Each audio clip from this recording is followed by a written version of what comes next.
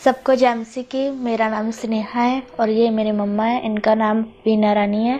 हम बटाला के रहने वाले हैं और आज मैं अपने जीवन की अद्भुत गवाही देने जा रही हूँ कि कैसे परमेश्वर ने मेरी लाइफ में काम किया। मार्च 2022 से मुझे फीवर होना शुरू हुआ और मैंने उसकी मेडिसिन लेनी शुरू की आम डॉक्टर से, और ये मैं खाती रही और उससे मुझे कोई भी आराम नहीं मिला। जब आसपास के डॉक्टर से मुझे कोई फ़र्क नहीं पड़ा था तो मैं एक हॉस्पिटल में गई। वहाँ जाकर मेरे सारे टेस्ट हुए तो उन्होंने मुझे बताया कि मुझे टाइफाइड फीवर है। तो उन्होंने मेरी मेडिसिन शुरू की। तो कुछ दिन मैंने मेडिसिन खाई पर उससे मुझे कोई भी आराम नहीं मिला। लगातार मेरी बेटी दवाई खा रही थी और इसका ट्रीटमेंट चल रहा था, लेकिन फिर भी कोई फर्क नहीं पड़ रहा था। फिर एक दिन हमें किसी ने बताया कि आप बटाले में एक डॉक्टर है और वो टाइफाइड का इलाज करता है, आप उससे इसका इलाज शुरू करवाइए और इसका बुखार ठीक हो जाएगा। उन्होंने जब हमें बताया तो हमने उस डॉक्टर से अपनी बेटी का इलाज करवाना शुरू कर दिया। तो उसने मेरी बेटी को ड्रिप लगाई और ड्रिप लगाने के बाद मेरी बेटी को कोई फर्क नहीं पड़ा। तब मेरी तबीयत इतनी ज़्यादा ख़राब हो गई कि मुझे बुखार भी बहुत ज़्यादा था और ना तो मुझे सांस आ पा रही थी और ना ही मेरा शरीर जो पूरा चल पा रहा था।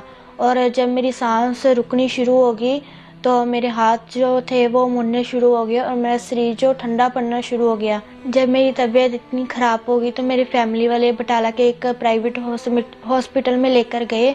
वहाँ डॉक्टरों ने मुझे आईसीयू में दाखिल किया और वहाँ पर उन्होंने मुझे ऑक्सीजन लगा दी और उन्हें भी समझ में नहीं आ रहा था कि मुझे सांस क्यों नहीं आ रही। जब मैं 4 दिन आईसीयू में रही तो उसके बाद डॉक्टर ने मुझे छुट्टी दे दी। छुट्टी लेने के बाद हम जब घर पर आए तो घर आने के बाद मुझे ऐसे लगा कि मेरी टांगों में बिल्कुल भी जान नहीं है। जब मेरी बेटी पूरी बेड पे थी तो हम इसे अमृतसर हॉस्पिटल में जाकर एडमिट कराया और वहाँ से इलाज शुरू करवा लिया। जब मेरी फैमिली अमृतसर के दूसरे हॉस्पिटल में लेकर गए तो वहाँ पर उन्होंने मुझे एडमिट किया। एडमिट करने के बाद डॉक्टर ने मुझे इलेक्ट्रिक शॉक मेरी टांगों पर लगाया और उन्होंने वो करने के बाद हमें कहा कि मेरी जो टांगों की नसें हैं वो ब्लॉक हो चुकी हैं, उसमें ब्लड जो है वो सर्कुलेशन नहीं कर पा रहा। तो उन्होंने हमें कहा कि इसका एक ही हल है कि आपको ऑपरेशन करवाना पड़ेगा दोनों टांगों का और उसके लिए आपको 16 लाख रुपये लगेंगे। ऑपरेशन होना है वो हम नहीं करवाएंगे क्योंकि हमारे पास इतने पैसे नहीं थे कि हम 16 लाख रुपये लगा पाते। तो इसकी वजह से हमने ऑपरेशन नहीं करवाया। जब मैं पूरी तरह बेड पर चली गई थी तो मुझे टॉयलेट और बाथरूम मेरे पापा लेकर जाते थे गोद में उठाकर। जब वो घर पर नहीं होते थे तो मुझे बहुत मुश्किल होती थी क्योंकि मुझे घर पर और कोई भी उठाने वाला नहीं था जो मुझे उठाकर लेकर जाए। तो इस वजह से मैं बहुत परेशान थी। फिर मेरी फैमिली वालों ने मुझे व्हीलचेयर लेकर दी। फिर मैं उस व्हीलचेयर के सहारे से मैं जब मेरे पापा घर पर नहीं होते थे तो मैं व्हीलचेयर के सहारे से वॉशरूम और टॉयलेट जाती थी। हमने 20 से 25 डॉक्टरों को दिखा दिया था हॉस्पिटलों में, हमारी बेटी को बिल्कुल भी फर्क नहीं पड़ा। हमने 1 से 1.5 लाख रुपया लगा दिया था। मेरी उस हालत में भी हमारा विश्वास प्रभु पर था और हम पहले से ही खामरा चर्च के साथ जुड़े हुए थे क्योंकि हमने यहाँ पर परमेश्वर के बड़े बड़े कामों को होता हुआ देखा था कि कैसे परमेश्वर लंगरों को चलाते हैं। हमें विश्वास था कि परमेश्वर मुझे भी चंगा करेंगे।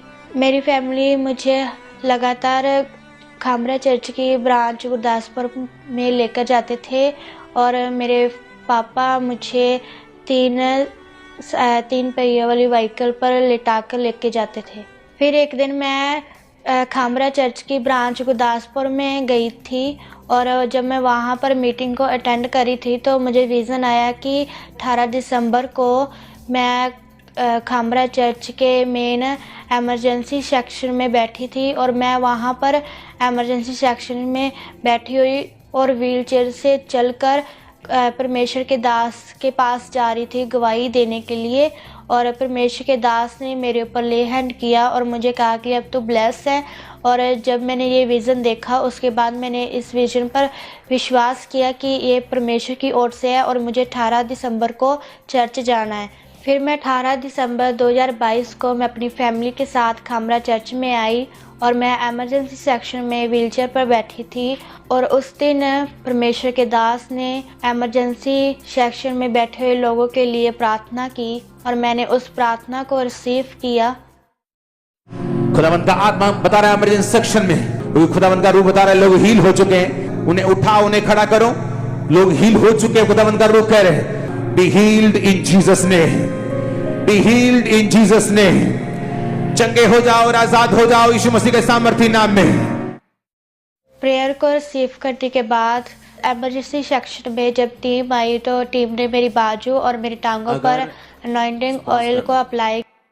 अगर आप इस लड़की की शक्ल देखेंगे उस समय तो ये रो रही थी इमरजेंसी सेक्शन। पीछे से थोड़ा, हाँ पीछे से करके दिखाना दोबारा, हल्का बस बस थोड़ा 2 सेकंड पीछे। किस जमाने में रहते हो तुम मीडिया टीम? अगर आज तो नैनो सेकंड चलते हैं, तुम 10 सेकंड पीछे कर रहे हो। हाँ बस पीछे करो और 5 सेकंड पीछे करके चलाओ। हाँ चलाओ, ध्यान से तो शक्ल देखना इसकी। टीम ने मेरी बाजू और मेरी टांगों पर अनॉइंटिंग ऑयल को अप्लाई किया और अनॉइंटिंग ऑयल को अप्लाई करने के बाद मुझे पवित्र आत्मा ने छुआ और मैंने दोबारा से ऑडियो के साथ दिखाना इसे। भाई तो टीम ने मेरी बाजू और मेरी टांगों पर अनॉइंटिंग ऑयल को अप्लाई किया और अनॉइंटिंग ऑयल को अप्लाई करने के बाद मुझे पवित्र आत्मा ने छुआ और मैंने रोना शुरू किया और जब मैं रो रही थी तो रोने के बाद मुझे ऐसा लगा कि मेरी बॉडी में बहुत सारी ताकत जो है वो आ चुकी है, मेरी टांगों में जो है बल आ चुका है। और उसी समय मैंने अपने आप को चेक कर देखा और मैं अपने टांगों पे खड़ी हो पा रही थी और मैंने जब चल कर देखा तो मैं चल पा रही थी। उसी समय वो विज़न जो मैंने 1.5 महीने पहले देखा था मेरी लाइफ में पूरा हुआ और उसी समय मैं अपनी गवाही देने के लिए पुलपट पर गई और परमेश्वर की दासी ने मेरी गवाही को दिया। हालेलुया। बस ये भी एक बड़ा मिरेकल परमेश्वर ने किया। 10 महीने पहले टाइफाइड हुआ, जैसे दोनों टांगे रुक गई थी और फादर इनके बाथरूम टॉयलेट बच्ची को लेकर जाते थे उठाकर और पूरी तरह से बिस्तर पर थे। और आप बताएं क्या एक्सपीरियंस था इनका? 4 महीने पहले डॉक्टर ने जवाब दे दिया था इसको और जब हम हार गए थे। और क्या आपका विश्वास क्या था? और मेरा विश्वास अपने प्रभु पर था कि मेरा प्रभु ठीक करेगा। और चल बेटा चल, मेरे बच्चे व्हील चेयर आज शैतान तुम्हें छोड़ के जा चुका है, चल। और बस जी सबसे खास बात ये है कि इस लड़की को 1.5 महीना पहले जब ये बिस्तर पर थे, डेथ बेड पर थे, तब इस बच्ची को सपना आया कि 18 दिसंबर को तूने चर्च जाना है और अपोस्टल हमको मिला तुम्हारे लिए प्रार्थना करेगा।